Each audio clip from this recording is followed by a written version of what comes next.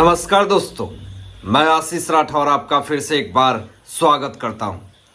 पिछले कुछ दिनों से आप बहुत ब्रेकिंग न्यूज़ के कवरेज हेडलाइंस पे ये खबरें सुन रहे होंगे और दो नाम बहुत ज़्यादा चर्चाओं में होगा, पार्थ चटर्जी, अर्पिता मुखर्जी। ये दो बड़े नाम हैं। पहले मैं आपको बता देना चाहता हूं कि ये दोनों हैं कौन। पार्थ चटर्जी जो हैं वो पश्चिम बंगाल टीएमसी के नेता हैं, पश्चिम बंगाल विधानसभा के सदस्य हैं और ममता बनर्जी जो कि पश्चिम बंगाल की मुख्यमंत्री हैं, उनके संदर्भ में ये काम कर रहे हैं 11 साल से। उसके बाद दोस्तों आपको बता दें कि अर्पिता मुखर्जी कौन है। अर्पिता मुखर्जी एक कलाकार हैं, एक्ट्रेस हैं। लेकिन अब जो सवाल यहाँ पे खड़ा होता है कि ये दोनों नाम पूरे चर्चाओं में क्यों हैं पूरे देश में। हमने इस मुद्दे पे कवरेज किया और ये आपको बताने की पूरी तरीके से हमारी कोशिश है कि ऐसे बहुत सारे धांधलीबाज नेता हैं जो कि कहीं ना कहीं हमारे भारत देश को खोखला कर रहे हैं। मैंने आपको इस वीडियो के माध्यम से महाराष्ट्र में भी ऐसे बहुत सारे जो धांधलीबाज विधायक हैं, नेता है, वो भी मैंने आपको बता करके जागरूक किया। अब पश्चिम बंगाल से लेकर के जो खबरें आ रही है पार्थ चटर्जी को लेकर के, वो भी मैं आपको बताऊंगा, पूरे काले चिट्ठे बताऊंगा कि किस तरीके से पार्थ चटर्जी करोड़ों रुपए का पैसे का ठिकाना कैसे ये लगाते थे, कैसे पैसे कैश बरामद हुए हैं इन्फोर्समेंट डायरेक्टरेट को। वो तमाम चीज़ें बताने से पहले आपको ये बता दूं, पहले कुछ आपको फोटोज दिखाना चाहूँगा जो कि स्क्रीन पे आप देख रहे होंगे। ये स्क्रीन पे जो फोटो आप देख रहे हैं ये पार्थ चटर्जी के जो धांधलीबाजी घोटालेबाजी किए हुए काली कमाई है और इन तमाम पैसों को अभी 50 करोड़ रुपए कैश अर्पिता मुखर्जी के फ्लैट में इन्होंने रखा। पहले 21 करोड़ रुपए बरामद हुए ईडी को, उसके बाद 20 करोड़ रुपए बरामद हुए ईडी को। फिर उसके बाद बता दे दोस्तों, सोना बरामद हुआ, ट्रंक में पैसे बरामद हुए, टॉयलेट में पैसे, किस तरीके से बाथरूम में रखी जा रही थी पैसे। तो मतलब इन तमाम चीज़ों पे जिस तरीके से ईडी शिकंजा कसी है, तो यहाँ पे पार्थ चटर्जी बिलबिलाने लगे और 23 जुलाई को ये छापा पड़ा, उनकी गिरफ्तारी हो गई पार्थ चटर्जी की, अर्पिता मुखर्जी की। जब गिरफ्तारी हुई है तो अर्पिता मुखर्जी ये कह रहे हैं कि पार्थ चटर्जी जो कैश पैसा हमारे फ्लैट में रखते थे और जिस फ्लैट में पैसे रहते थे उस फ्लैट में हमें जाने की इजाज़त नहीं होती थी। मतलब यहाँ पे अर्पिता मुखर्जी ने आरोप लगा दिया है पार्थ चटर्जी के ऊपर कि हमारे फ्लैट को, अर्पिता मुखर्जी ने ये कहा कि हमारे फ्लैट को मिनी बैंक बना करके रख दिया था।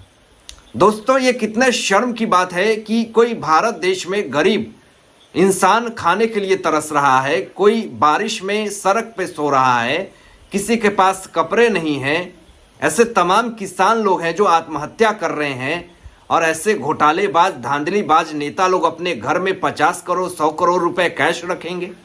ये तो धन्य है उस ऊपर वाले की कि मोदी जी ने इस देश से जितने तमाम विधायक जो हैं, गंदगी जो है, भ्रष्टाचार जो है, काली कमाई जो है, उन तमाम चीज़ों को ख़त्म करने का बेड़ा उठा लिया है। लेकिन सवाल दोस्तों यहाँ पे ये उठता है कि जैसे ही कोई भी धांधलीबाजी नेता जो भी घोटालेबाजी करते हैं, जब घोटालेबाजी में फंसते हैं, चाहे वो पार्थ चटर्जी हो, चाहे वो नवाब मलिक हो, चाहे अनिल देशमुख हो, ये तमाम लोग जब फंसते हैं घोटालेबाजी में, तो उसके बाद ही क्यों इनके किडनी में और लीवर में दिक्कतें होने लगती हैं। जब पार्थ चटर्जी ईडी के शिकंजे में आते हैं तो इनके किडनी में, लीवर में दिक्कत होने लगती है, इनको तकलीफ होने लगती है, समस्याएं होने लगती है। और इसके पहले जब ये घोटाला कर रहे थे, कालाबाजारी कर रहे थे, तो उस वक्त इनका हेल्थ बिल्कुल ही सही था। अब जब से पार्थ चटर्जी के घोटाले की खबर इस देश में फैली है, तब से पूरे देश में एक हड़कंप मच चुकी है और कहीं ना कहीं ममता बनर्जी टीएमसी के पार्टी के लोगों के नाक को कटवा दिया। जो पार्थ चटर्जी हैं, उन्होंने बीजेपी के बड़े नेता दिलीप घोष ने एक बहुत बड़ी बात कह दी है। उन्होंने ममता बनर्जी पश्चिम बंगाल की मुख्यमंत्री, उनको लेकर के बड़ी बात कह दी है। दिलीप घोष ने ये कहा कि ममता बनर्जी की छवि तो साफ है, लेकिन उनके आसपास के लोग जो हैं वो भ्रष्ट हैं। अब इसका कहने का मतलब क्या है ये आपको बताते हैं। दिलीप घोष जी ने ये कहा कि जो दीदी हैं ममता बनर्जी, उनके तेवर पहले की अपेक्षा अब बदल चुके हैं। अब उनके बोल में, बदलाव में, सब कुछ में अंतर आ चुका है। और यहाँ पे उन्होंने सवाल खड़ा किया है दिलीप घोष ने कि अगर इतने दिनों से 6 से 7 दिन हो गए हैं, इतने दिन तक आखिर ममता बनर्जी की क्या मजबूरी रही है कि अभी तक पार्थ चटर्जी को उन्होंने इस्तीफा नहीं लिया। इस्तीफा की मांग, पद छोड़ने की मांग दिलीप घोष जी ने करी। और आगे ये भी कहा, आपको बताते हैं इस्तीफा को लेकर के बड़ी खबर क्या आई है। लेकिन आगे दिलीप घोष ने यह भी कहा कि पार्थ चटर्जी जैसे लोग 11 साल से टीएमसी में रह करके धांधलीबाजी कर रहे हैं और इतने काले कमाई को घर में इकट्ठा करके रखे हुए हैं। ममता बनर्जी इतने दिन से शांत हैं और 11 साल से इतने घोटालेबाजी कर रहे हैं, तो इतने दिनों से ममता बनर्जी को क्या कुछ नहीं दिख रहा था? ये अहम सवाल है। लेकिन दोस्तों, बड़ी खबर बता देते हैं, पार्थ चटर्जी 100 करोड़ के घोटाले के मामले में गिरफ्तार हो चुके हैं। और आपको ये भी बता दें, ममता बनर्जी के ऐलान के बाद टीएमसी के सारे पदों से पार्थ चटर्जी को बहिष्कृत कर दिया गया है, उनको पद से हटा दिया गया है। ये बहुत बड़ी और ब्रेकिंग खबर आ रही है। अब दोस्तों, ईडी ने एक और बड़ा खुलासा कर दिया है कि पार्थ चटर्जी के गिरफ्तारी के बाद और अर्पिता मुखर्जी के फ्लैट में 2 काला डायरी मिला है।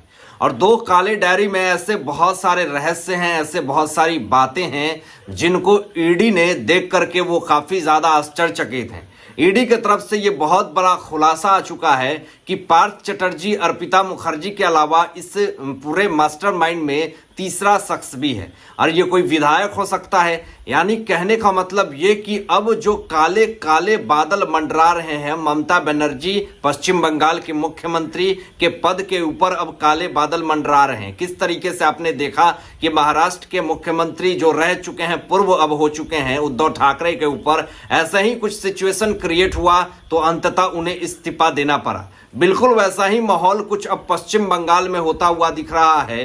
किस तरीके से टीएमसी के नेता पार्थ चटर्जी ने पूरे जो स्कैम कह लीजिए, पूरे काले पैसे का ब्यौरा जो जिस तरीके से पूरे देश और दुनिया में जो फोटो जो पूरा वायरल हो रहा है, तो इससे कहीं ना कहीं पूरा देश एक बार फिर से सन्न है कि आखिर ऐसे ऐसे भी धांधलीबाज विधायक हैं, नेता हैं जो देश को खोखला कर रहे हैं। अब आपको बता दें कि ईडी के इस बड़े फैसले से, इस बड़े कार्रवाई से हो सकता है कि और भी बड़े से बड़े राज्य में विधायक हों जो धांधलीबाजी करके, पैसे चुरा करके, डकैती करके रखे हुए हो अपने घर में, तो वो तमाम लोग अब सचेत हो जाएंगे और उनके ऊपर भी बहुत जल्द ईडी का शिकंजा अब कसेगा। दोस्तों, हर रोज ईडी को नए नए कुबेर धन मिल रहे हैं। अर्पिता मुखर्जी के फ्लैट से अभी कुछ थोड़ी देर पहले और भी 30 करोड़ रुपए कैश बरामद हुए हैं, 5 केजी सोना बरामद हुए हैं। इतना पैसा की आंख जो है वो चौंधिया जा रहा है। कहीं बेड के नीचे, बाथरूम के नीचे,